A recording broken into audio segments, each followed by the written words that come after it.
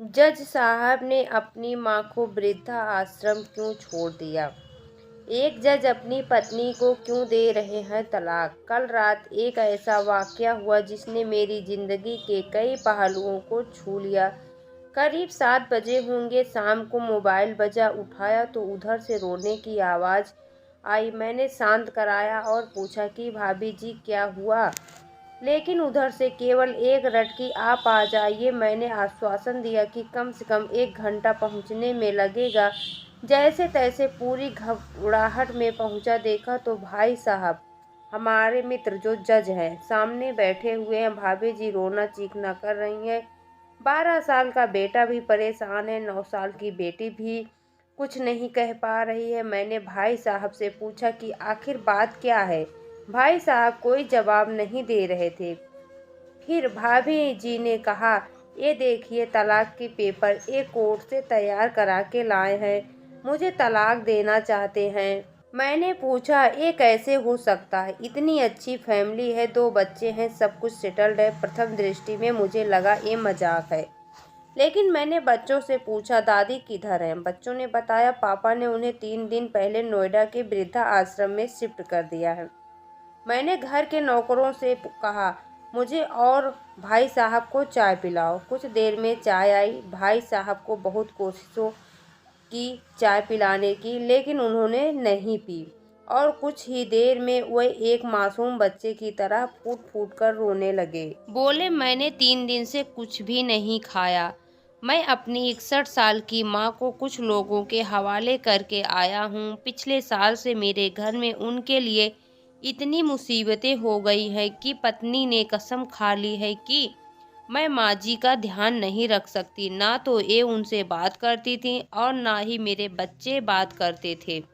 रोज मेरे कोर्ट से आने के बाद माँ खूब रोती थी। नौकर तक भी अपनी मनमानी से व्यवहार करते थे। माँ ने 10 दिन पहले बोल दिया, बेटा तू मुझे ओल्ड एज होम में शिफ्ट कर दे। मैंने बहुत कोशिशें की पूरी फैमिली को समझाने की। जब मैं 2 साल का था तब पापा की मृत्यु हो गई थी। दूसरों के घरों में काम करके मुझे पढ़ाया, मुझे इस काबिल बनाया कि आज मैं जज हूँ। लोग बताते हैं माँ कभी दूसरों के घरों में काम करते वक्त भी मुझे अकेला नहीं छोड़ती थी। उस माँ को मैं ओल्ड एज होम में शिफ्ट करके आया हूँ। पिछले 3 दिनों से मैं अपनी माँ के एक एक दुख को याद करके तड़प रहा हूँ, जो उसने केवल मेरे लिए उठाए। आज मुझे याद है जब मैं 10th की परीक्षा में अपीयर होने वाला था, माँ मेरे साथ रात रात भर बैठी रहती थी। एक बार माँ को बहुत फीवर हुआ। मैं तभी स्कूल से आया था। उसका शरीर गर्म था, तप रहा था। मैंने कहा, माँ तुझे फीवर है? हंसते हुए बोली, अभी खाना बना रही थी इसीलिए गर्म है। लोगों से उधार मांग कर मुझे दिल्ली विश्वविद्यालय से LLB तक पढ़ाया। मुझे ट्यूशन तक नहीं पढ़ाने देती थी कि कहीं मेरा टाइम खराब ना हो जाए।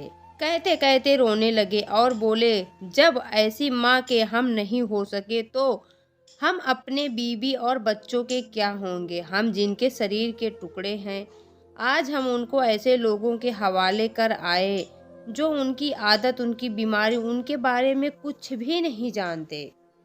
जब मैं ऐसी माँ के लिए कुछ नहीं कर सकता तो मैं किसी और के लिए भला क्या कर सकता हूँ? आज़ादी अगर इतनी प्यारी है और माँ इतनी बोझ लग रही है तो मैं पूरी आज़ादी देना चाहता हूँ। जब मैं बिना माँ बाप के पल गया तो ये बच्चे भी पल जाएंगे, इसलिए मैं तलाक देना चाहता हूँ। सारी प्रॉपर्टी इन लोगों के हवाले करके उस ओल्ड एज होम में रहूँगा। कम से कम मैं अपनी माँ के साथ तो रह सकता हूँ। अगर इतना सब कुछ करके माँ आश्रम में रहने के लिए मजबूर है तो एक दिन मुझे भी आखिर जाना ही पड़ेगा। माँ के साथ रहते रहते आदत भी हो जाएगी। माँ की तरह तकलीफ तो नहीं होगी। जितना बोलते उससे ज़्यादा रो रहे थे। बातें करते करते रात के 12:30 हो गए।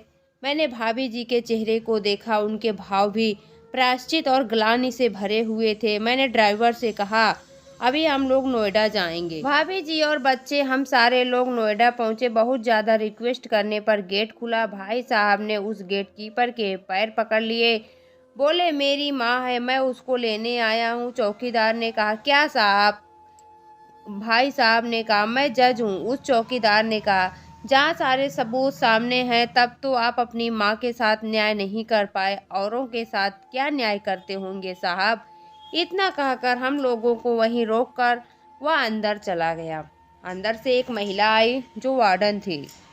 उसने बड़े कातर शब्दों में कहा 2 बजे रात को आप लोग ले जाके कहीं मार दें तो मैं अपने ईश्वर को क्या जवाब दूंगी। मैंने सिस्टर से कहा आप विश्वास करिए, ये लोग बहुत बड़े पश्चाताप में हैं, जी रहे हैं। अंत में किसी तरह उनके कमरे में ले गई। कमरे में जो दृश्य था उसको कहने की स्थिति में मैं नहीं हूँ। केवल एक फोटो जिसमें पूरी फैमिली है और वो भी माँ जी के बगल में, जैसे किसी बच्चे को सुला रखा है।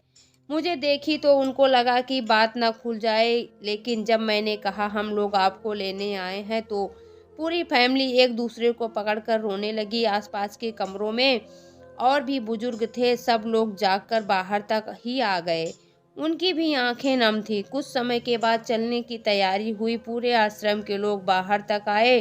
किसी तरह हम लोग आश्रम के लोगों को छोड़ पाए। सब लोग इस आशा से देख रहे थे कि शायद उनको भी कोई लेने आए। रास्ते भर बच्चे और भाभी जी तो शांत रहे, लेकिन भाई साहब और माता जी एक दूसरे की भावनाओं को अपने पुराने रिश्ते पर बिठा रहे थे। घर आते आते करीब 3:45 हो गया। भाभी जी भी अपनी खुशी की चाबी कहाँ है ये समझ गई थी।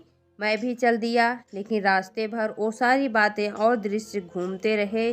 माँ केवल माँ है, उसको मारने से पहले ना मारें। माँ हमारी ताकत है, उसे बेसहारा ना होने दें। अगर वह कमज़ोर हो गई है तो हमारी संस्कृति की रीढ़ कमज़ोर हो जाएगी। बिना रीढ़ का समाज कैसा होता है किसी से छुपा नहीं है। अगर आपको यह कहानी पसंद आई हो तो चैनल को सब्सक्राइब करना ना भूलें।